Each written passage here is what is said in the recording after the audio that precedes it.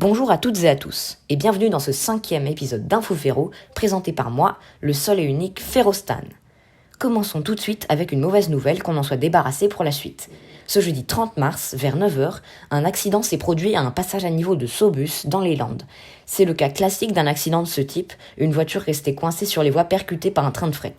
Heureusement, la collision n'a pas fait de blessés et le trafic entre Bayonne et Dax a été rétabli à 10h30 à peu près.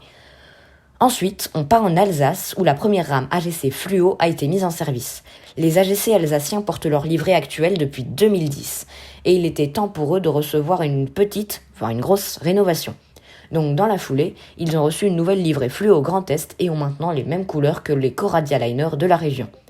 Pour l'instant, le seul élément portant cette livrée peut être aperçu sur l'intégralité du territoire desservi par les AGC en Alsace.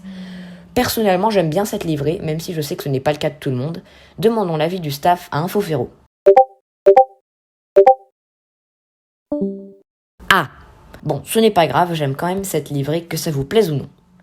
Maintenant, direction le Havre, où le tramway a repris du service ce vendredi entre la gare et la plage. Le trafic était interrompu sur cette portion du tram à cause de dégâts à la caténaire causés par un feu provoqué par les manifestations. Je vous laisse deviner. Du 49.3.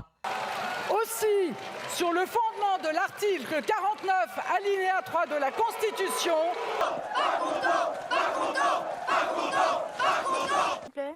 Oui. Oh my God! Ah bah là, il y a tout le monde pendant que Mais les câbles ont été réparés et les lignes A et B du tram havrais vont de nouveau pouvoir rejoindre la plage.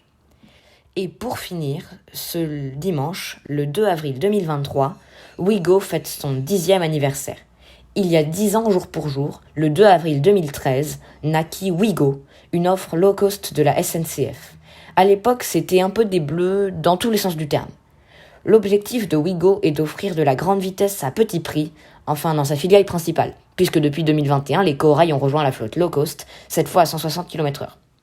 Au début, peu de destinations étaient desservies, puis des nouvelles, comme Bordeaux, Perpignan, et même l'Espagne voit passer des TGV blancs, puisque ceux-là ne sont pas bleus. Enfin bref, joyeux anniversaire Ouigo. Et voilà, cet épisode est terminé. On se retrouve peut-être la semaine prochaine, et si oui, ce ne sera exceptionnellement pas Apitech qui présentera, puisque celui-ci est indisponible.